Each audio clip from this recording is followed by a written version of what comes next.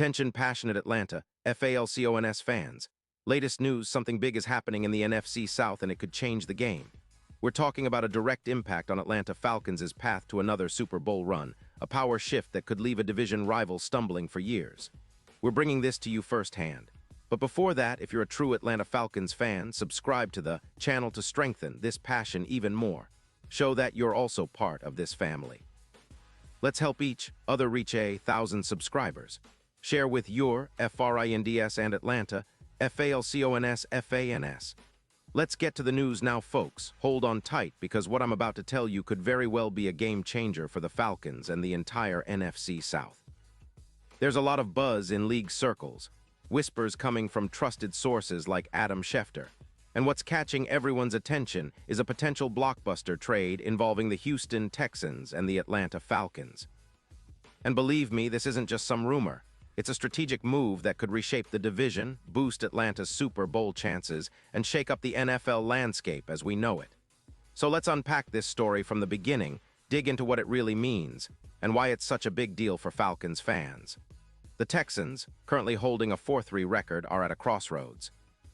They're battling a pretty significant issue on their offensive line, which has been leaking pressure all season long, with a staggering 25 sacks allowed. That's a clear sign they need to bolster their pass protection, but also a sign that they're looking to rebuild fast. Now, sources close to the league indicate that Houston is eyeing a trade involving Nico Collins, one of their most promising receivers. Collins, who's been a bright spot in their offense, especially considering his breakout potential, is being linked to a deal that could send him to Atlanta in exchange for a second-round pick in 2026 and a fourth-round pick in 2025. But why would the Texans do that? Well, apart from acquiring draft capital to rebuild quickly, they're also looking to free up cap space, about $12 million, to give themselves more flexibility for extensions on key defensive linemen like Autry. Houston is in a cap crunch, and shedding Collins' contract makes sense if they want to target a projected number 10 pick in the upcoming draft, or maybe even pursue a top-tier edge rusher. Their secondary has also struggled, allowing around 220 passing yards per game, so they're thinking long-term, building through the draft, adding young talent, and trying to turn around a franchise that's still in the early stages of its rebuild. Now, shifting over to Atlanta, the Falcons are in a different kind of situation. They're sitting at 3-4, which isn't ideal, but they're also in a position to make some bold moves. Their cap space isn't huge, around $5.9 million, but what's really concerning is the injury to Drake London, their star wide receiver. London has been one of their top targets with 4 touchdowns so far this season, but he's sidelined for Week 8 with a quadriceps injury. That's a blow to their offensive consistency, especially considering how much they've relied on him in the red zone and on big plays. With London out, the Falcons see Collins as a perfect fit as a versatile WR2, someone who can create mismatches on the field alongside DJ Mooney. And let's talk about Collins' profile because it's impressive. He's a guy who can do a lot of things.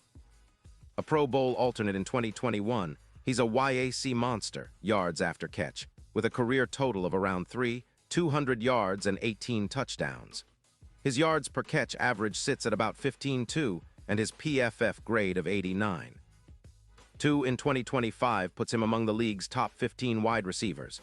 He's a physically imposing player, standing 6'4" with a blocking grade of 85, and he's shown he can break tackles, a total of 12 so far this season.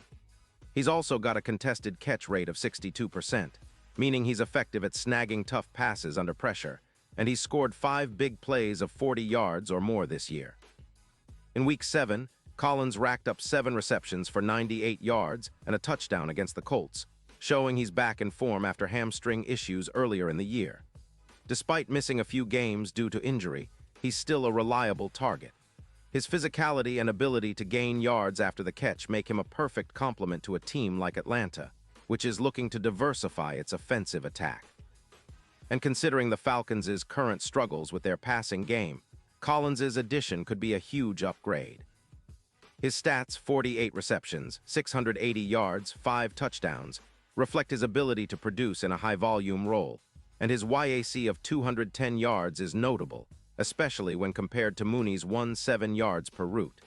And of course, the potential trade isn't just about adding a talented receiver. it's also about strategic cap management. The Texans, with their projected minus $10 million cap space in 2026, are motivated to move Collins now to avoid a possible holdout or losing him in free agency. They're also looking at the bigger picture, bolstering their secondary, which has been giving up too many passing yards, and acquiring assets to draft a top edge rusher, possibly even a projected number 10 pick. So for Houston, it's a win-win. They get draft capital, clear cap space, and address some of their team's biggest needs. Meanwhile, for Atlanta, this trade could be transformational. By acquiring Collins, they're not just filling the void left by London's injury, they're elevating their entire offensive efficiency. Collins' impact on their YAC and EPA, expected points added, could boost their total yards significantly, projecting an additional 950 yards over the season. His addition would also help improve their red zone efficiency, with their TD rate jumping from 52% to around 65%. That's a massive upgrade, especially when you consider how many times Atlanta has struggled in close games and red zone opportunities this season. Plus, Collins' ability to create mismatches against top coverage, like the Saints' secondary, which is ranked in the top 8, means Atlanta can attack more effectively through the air. That's crucial because their offense has been somewhat predictable at times, relying heavily on the run game with Bijan Robinson, who's been a bright spot with an average of 4.3 yards per carry and a YAC of 4.1 yards per attempt. But adding Collins gives them more balance and options, making their offense more dynamic and less predictable. Defensively, the Falcons could also see benefits from this move. Gaining an extra possession per game, roughly 5 more minutes of ball control, helps them reduce the number of points allowed, which has hovered around 24 points per game. Cutting that down to 20 could be the difference in tight matchups, especially in a division as competitive as the NFC South. And with the offense gaining more yards and converting more red zone opportunities, the team's overall confidence and consistency could see a real boost. Now, let's look at the bigger picture. This isn't just a one-season move. It's a signal that the Falcons are willing to make bold decisions in pursuit of a Super Bowl. The addition of Collins, who has a grade of 91. 5 in YAC, comparable to some of the league's best, could be the final piece that pushes Atlanta from a good team to a true contender. Historically, when teams have added a player with Collins' profile, like the impact Evans had for the Buccaneers, the results have been immediate and significant. The Bucs, for instance, saw a boost of around 160 yards physically after acquiring Evans, and Collins' ability to stretch the field could do something similar for Atlanta. Looking ahead, this move could also influence the Falcons' odds of reaching Super Bowl LX. Currently, their odds are around plus 8,000, which is quite long. But with this acquisition, some sportsbooks are starting to see Atlanta as a sleeper contender. The odds could shift to around plus 3,500, making them a more serious threat in the NFC.